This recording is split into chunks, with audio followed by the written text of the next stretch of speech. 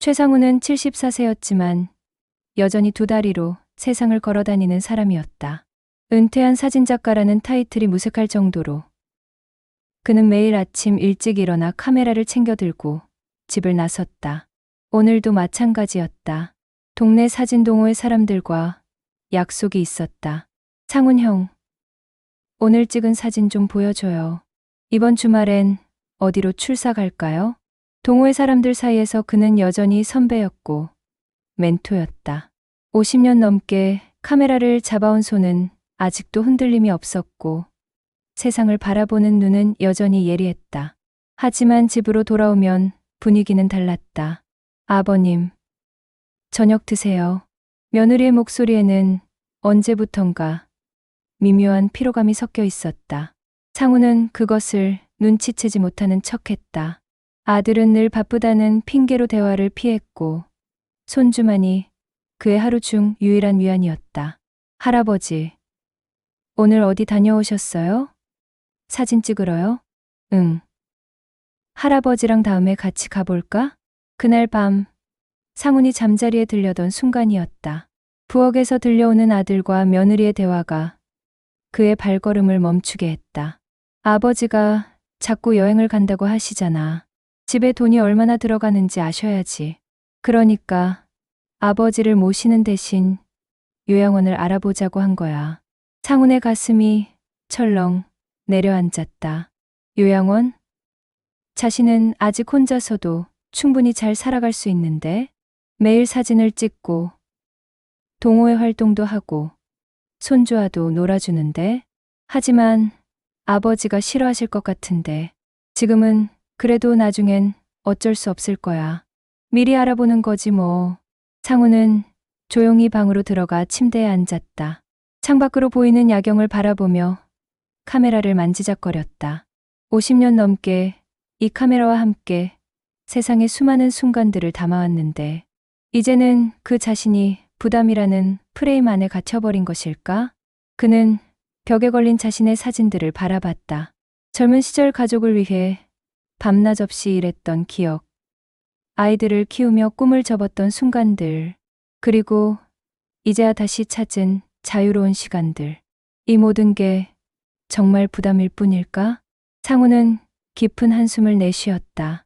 가족이 자신을 어떻게 여기든 그는 아직 살아있었고 여전히 자신의 삶을 살아갈 의지가 있었다. 며느리 김소영은 그날 밤에도 책상 앞에 앉아 있었다. 펼쳐진 것은 해외대학원 입학 관련 서류들이었다. 5년 전부터 준비해온 미국 미술치료학 석사과정. 그 합격 통지서가 바로 눈앞에 있었다. 9월 입학. 소영은 달력을 바라보며 한숨을 내쉬었다. 이미 6개월이 지났다. 연기 요청을 2번이나 했지만 더 이상은 어려울 것 같다는 대학 측의 답변을 받았다. 이번이 마지막 기회였다. 결혼 전 미술치료사가 되는 것이 그녀의 꿈이었다. 하지만 시집 오면서 자연스럽게 뒷전으로 밀려났다. 아이를 낳고 시부모를 모시고 살림을 하다 보니 어느새 10년이 흘렀다. 그런데 작년 우연히 본 해외대학원 광고가 그녀의 마음에 다시 불을 지폈다. 여보, 아직도 공부하고 있어? 남편 최민수가 방으로 들어왔다. 그는 아내가 책상에 앉아 있는 모습을 보면 복잡한 감정이 들었다. 아내의 꿈을 응원하고 싶었지만 현실적인 문제들이 너무 많았다. 응, 이번 주까지 최종 답변을 해야 해. 소영아. 그런데 아버지는 어떻게 하지? 소영의 손이 멈췄다. 바로 그 문제였다. 시아버지는 아직 건강하고 활동적이었지만 혼자 두기에는 불안했다. 특히 요즘 들어 여행을 자주 다닌다며 지출이 늘어나는 것도 부담이었다. 민수야, 솔직히 말할게. 나는 이 기회를 놓치고 싶지 않아. 언제 또 이런 기회가 올지 몰라. 민수는 아내의 진심 어린 눈빛을 보았다. 그동안 자신과 가족을 위해 얼마나 많은 것을 포기했는지 알고 있었다. 하지만 아버지를 혼자 두고 갈 수는 없는 일이었다. 그럼 아버지께 말씀드려볼까? 다음 날 저녁 민수는 조심스럽게 아버지에게 말을 꺼냈다. 아버지, 혼자 계시는 것도 위험하고 시설에 계시면 전문적으로 돌봐주실 거예요. 요즘 요양원들도 많이 좋아졌다고 하더라고요. 상우는 아들의 말을 듣고 있었지만 그 뒤에 숨겨진 진짜 이유를 알고 있었다. 며느리의 유학 계획을 모르는 바가 아니었다. 그녀가 늦은 밤까지 책상에서 뭔가를 준비하는 모습을 몇 번이나 목격했다. 아버지? 너희 말은 다 들었다. 상우는 잠시 침묵했다가 미소를 지으며 말했다. 너희가 원하는 건 내가 편해지는 게 아니라 너희 삶이 편해지는 거잖니? 민수는 아버지의 날카로운 통찰에 당황했다. 아무 말도 할 수 없었다. 민수야, 아버지가 바보인 줄 아니? 소영이가 유학 가려는 것도 알고 있고 너희가 왜 이런 말을 하는지도 안다. 소영은 부엌에서 이 대화를 듣고 있었다. 가슴이 두근거렸다. 시아버지가 모든 걸 알고 있었던 것이다. 하지만 이해는 한다. 소영이도 자기 인생이 있는 거니까. 상훈이 덧붙였다. 다만 그 해결 방법이 날 어딘가에 맡겨버리는 것뿐일까? 그날 밤 가족 모두는 각자의 방에서 긴 밤을 보냈다. 각자의 꿈과 현실 사이에서 어떤 선택을 해야 할지 고민하면서 소영의 친정어머니 박미숙이 딸네 집을 찾아온 것은 그 대화가 있고 사흘 후였다. 손에는 과일 한 박스를 들고 있었지만 표정은 심각했다. 엄마, 갑자기 웬일이세요? 소영아, 엄마가 어제 이모랑 얘기했는데 요즘 치매 걸리는 나이가 점점 빨라진다더라. 이모 시아버지도 70대 초반에 시작됐다고 하고 미숙은 거실에 앉아 주위를 둘러보며 말을 이어갔다. 마침 상훈이 사진 정리를 하며 거실을 오가고 있었다. 당신 시아버님, 아직은 멀쩡해 보여도 언제 어떻게 될지 몰라. 차라리 일찍 조치를 취하는 게 나아. 소영은 어머니의 말에 고개를 끄덕였다. 사실 그녀도 비슷한 걱정을 하고 있었다. 시아버지가 혼자 집에 계실 때가 많아지면서 혹시나 하는 불안감이 늘 있었다. 그런데 엄마, 아버님이 요양원 얘기를 별로 좋아하지 않으시는 것 같아요. 그럼 더더욱 미리미리 준비해야지.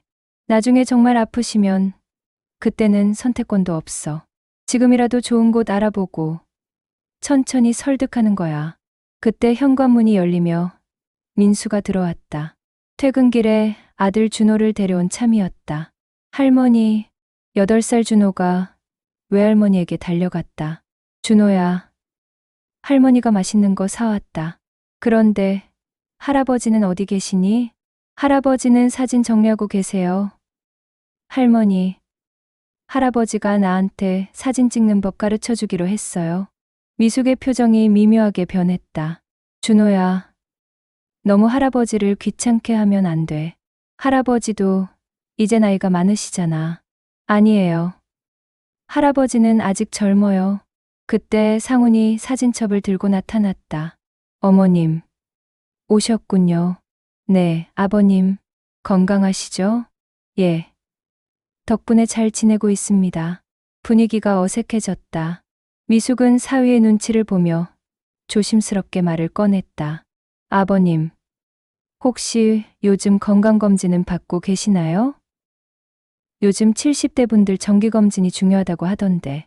아, 네. 6개월에 한 번씩 받고 있습니다. 그럼 혈압이나 기억력 같은 건 괜찮으시고요? 상우는 며느리의 어머니가 무엇을 염려하고 있는지 눈치챘다. 아직까지는 괜찮은 것 같습니다만. 그날 저녁, 미숙이 돌아간 후 부부는 다시 대화를 나눴다. 엄마 말도 일리가 있어. 미리 준비하는 게 나을 것 같아. 소영이 말했다. 민수는 고민에 빠졌다.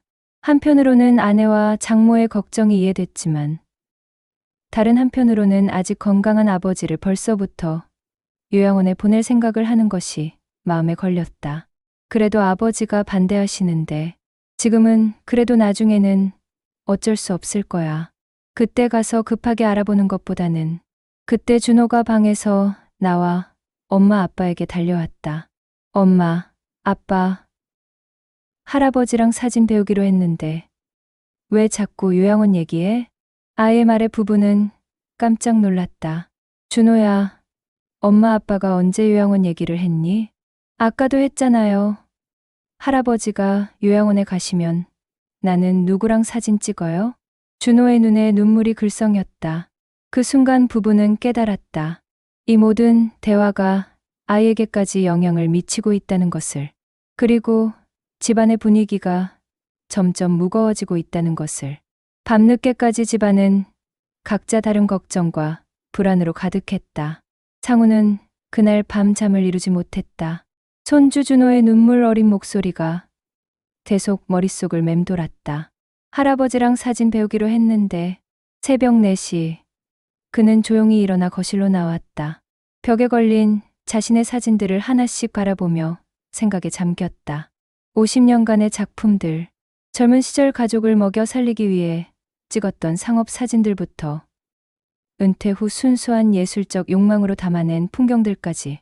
며느리의 유학, 그건 정말 그녀의 오랜 꿈이었지. 창우는 소영이 결혼 초기에 미술 치료에 대한 책들을 읽던 모습을 기억했다. 그때 그녀의 눈빛에는 열정이 있었다. 하지만 시간이 지나면서 그 열정이 점점 사라져가는 것도 지켜봤다. 아이 키우기, 집안일, 그리고 자신을 모시는 일까지. 내가 정말 그녀의 꿈을 가로막고 있는 걸까? 아침 7시, 평소보다 일찍 일어난 민수가 거실로 나왔다. 아버지가 소파에 앉아 있는 모습을 보고 깜짝 놀랐다. 아버지, 일찍 일어나셨네요. 응. 잠이 안 와서. 민수는 아버지 옆에 조심스럽게 앉았다.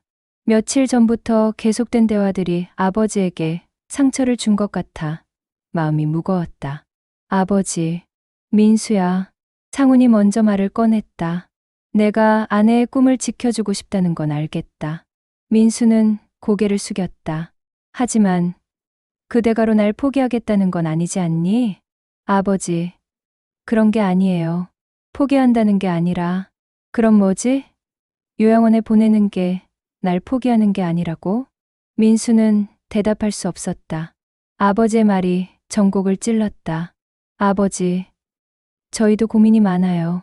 소영이의 꿈도 응원하고 싶고, 아버지도 잘 모시고 싶고. 민수야, 솔직히 말해봐.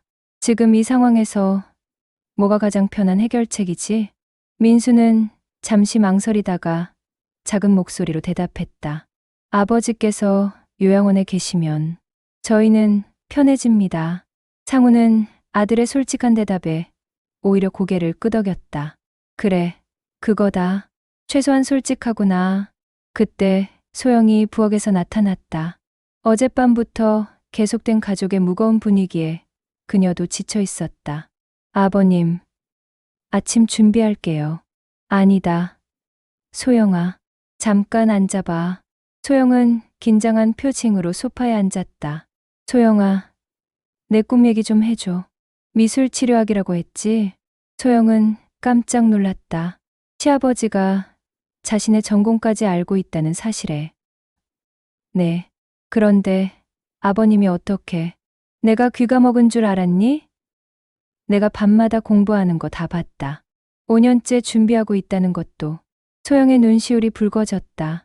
아버님, 죄송해요. 제가 너무 이기적이었나 봐요. 이기적이라고 생각하지 않는다. 사람은 누구나 자기 꿈이 있는 법이다. 창우는 잠시 멈췄다가 말을 이어갔다. 하지만 소영아, 내 꿈을 이루는 방법이 나를 어디엔가 맡겨버리는 것뿐일까? 그런 게 아니에요, 아버님. 정말 그런 게 아니라. 그럼 뭐지? 다른 방법은 생각해봤니? 가족 모두 침묵했다. 사실 다른 대안에 대해서는 깊이 생각해보지 않았다. 가장 편한 해결책만 생각했을 뿐. 내 인생도 아직 끝나지 않았다. 창훈의 목소리에 힘이 실렸다. 나 역시 아직 하고 싶은 일들이 있고 갈 곳들이 있다. 그때 준호가 잠옷 차림으로 거실로 나왔다. 할아버지, 왜 이렇게 일찍 일어나셨어요? 상우는 손주를 보며 미소를 지었다. 이 아이만큼은 자신을 순수하게 사랑해준다. 준호야, 할아버지가 멀리 여행을 간다면 어떨 것 같니? 언제 돌아오세요? 글쎄, 한 달, 아니면 2달? 그럼 사진 배우는 건 어떻게 해요? 상우는 준호를 안아주며 말했다. 할아버지가 여행에서 멋진 사진들을 많이 찍어와서 돌아와서 준호한테 더 많은 걸 가르쳐 줄게. 그날 오후 상우는 혼자 동네를 걸으며 생각을 정리했다. 가족의 편의를 위해 자신이 희생해야 할까? 아니면 자신의 삶도 끝까지 책임져야 할까? 해답은 명확했다. 그는 아직 살아 있었고 여전히 꿈이 있었다. 3일간의 고민 끝에 상우는 결심했다. 그는 서재에서 오래된 사진첩들을 꺼내 책상 위에 펼쳐놓았다. 50년간 축적된 작품들 중에서 가장 의미 있는 것들을 골라내기 시작했다. 이 사진들로 전시회를 열어보자. 젊은 시절 찍었던 한국의 변화하는 모습들, 가족과 함께한 소중한 순간들, 그리고 최근에 담아낸 도시와 자연의 조화까지. 각각의 사진에는 그만의 이야기가 담겨 있었다. 상우는 사진동호회 회장인 박영수에게 전화를 걸었다. 영수야, 나 개인전 한번 열어볼까 하는데. 형님, 정말요? 저희가 얼마나 기다렸는지 아세요? 소규모로 조용하게 할 생각이야. 수익금은 특별한 용도가 있어서. 그 다음 주부터 상우는 전시 준비에 몰두했다. 사진 선별, 액자 제작, 전시장 대관까지. 가족들은 갑자기 바빠진 그의 모습을 신기하게 바라봤다. 아버지, 갑자기 전시회는 왜요? 민수가 물었다. 내 인생의 정리 같은 거지. 그리고 새로운 시작을 위한 자금도 마련하고. 소영은 시아버지의 말에서 무언가 다른 의도를 느꼈다. 아버님, 새로운 시작이라고 하시면 곧 알게 될 거다. 전시회가 열린 것은 2주 후였다. 작은 갤러리였지만 동호회 사람들과 지인들이 찾아와 생각보다 많은 관심을 보였다. 상훈의 사진들은 단순한 기록을 넘어서 시대의 증언이었다. 상훈 형님, 이 사진들 정말 대단해요. 특히 80년대 서울 모습을 담은 것들은 역사적 가치가 있어요. 이런 작품들을 왜 이제야 공개하신 거예요? 칭찬을 받으며 상우는 뿌듯함을 느꼈다. 동시에 자신의 계획에 대한 확신도 더욱 강해졌다. 전시회 마지막 날, 예상보다 좋은 수익이 발생했다. 상우는 그 돈으로 온라인에서 무언가를 검색하기 시작했다. 해외 사진 레지던시 프로그램, 아티스트 교환 프로그램. 며칠 후, 그는 프랑스 프로방스 지역의 3개월 단기 아티스트 레지던시 프로그램에 지원했다. 70대 한국 사진작가의 지원서는 현지에서도 화제가 되었고 곧 합격 통지를 받았다. 출국 전날 밤, 상우는 가족들을 거실로 불러 모았다. 준호도 잠옷을 입고 나와 할아버지 옆에 앉았다. 가족들아, 할 말이 있다. 모두의 시선이 상훈에게 집중됐다.